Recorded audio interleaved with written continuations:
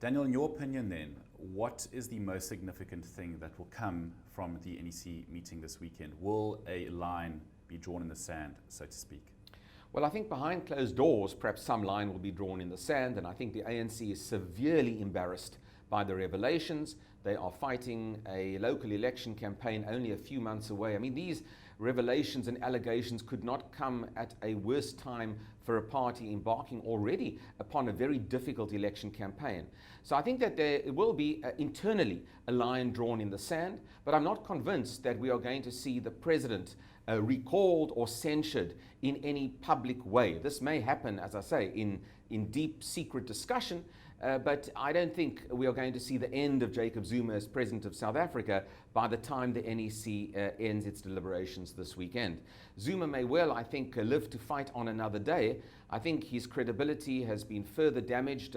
He's been damaged consistently on all the other issues. But this indeed, I think, is yet another body blow to Jacob Zuma. I just see it as a sort of, it's a heavyweight boxing match in a sense. Zuma's the heavyweight, but he's receiving some incredibly damaging body blows. There's not a knockout punch here as yet, simply because I think he still has vested interests in patronage via the National Executive Committee. I think most of the NEC are beholden unto Jacob Zuma. It's highly unlikely that you would have sufficient consternation to turn that NEC against Zuma. But there are some interesting aspects to what will happen in the NEC that will come out in the wash over the next few weeks. The most important issue for me to watch is whether Jacob Zuma will get it right to have another cabinet reshuffle. Now, this won't happen as a result of the NEC immediately, but if Zuma does reshuffle his cabinet and can extract those rebels who have spoken out against the Guptas, if he can successfully do that, we will then see that he would have received substantial support in the NEC to do that. If the cabinet reshuffle does not take place, then indeed Zuma's power will continue to be whittled away. He simply won't have enough control to manipulate his own cabinet. So I think the effects of the NEC may not be seen immediately on Saturday or Sunday, but it might come out in the wash in actions from government and Jacob Zuma in the weeks and months thereafter. Now, Daniel, the timing of this all, of course, we know that the ratings agencies are keeping a close eye on South Africa at the moment. What impact has all of this had on the markets and investor confidence?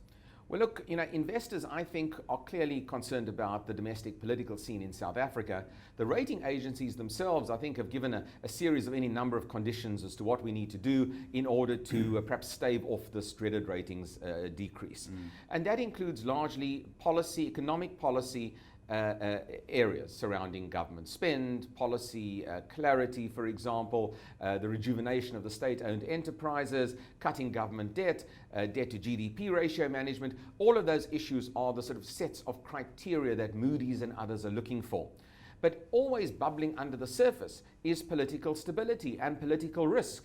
And there's no doubt that the political risk, perhaps not necessarily attached to Jacob Zuma, but the political risks surrounding Pravin Gordhan and the future of Pravin Gordhan, I think that plays very heavily into the rating agency's assessment of South Africa.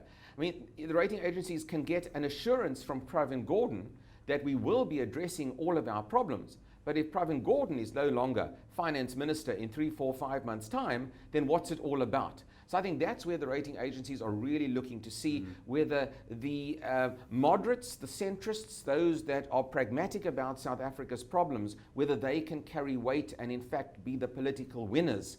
And in a sense, the NEC and the aftermath of the NEC will also give us an indication as to whether Zuma retains his power and his power to influence position, or whether that power rug is removed from Jacob Zuma, as it has been in the last few months following the NEC debacle. And I think that's what rating agencies are looking for. Look, these are not good signs for our ratings. The political insecurity, the intrigue, the mistrust, the divisions that are now apparent in the ANC do not play well into the rating agencies saying, hold on, there's a degree of stability here, we can rely upon South Africa.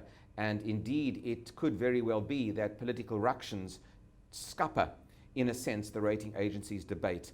But look, what we are seeing is a better view of the relationship between government, business, and government, business, and the labor unions. And if I think the rating agencies can be convinced that Gordon, the Treasury, government in the broad sense are serious about at least alleviating some of the bottlenecks in our policy and economic policies, I think perhaps there's some traction for them. But you know, it's 5 minutes to midnight. We've woken up 5 minutes to midnight about what to do about our economy. It's no good to wake up 5 minutes to midnight. Our economic decline and our underperformance has been a long time coming in South Africa. We have underperformed in GDP terms since 1994. We've introduced market unfriendly policies over the course of many, many years. And on the basis of that, it's hard to turn this around within a few months. And I think, unfortunately, for the rating agencies, what they might like to see might be a bridge too far for South Africa in such a short time.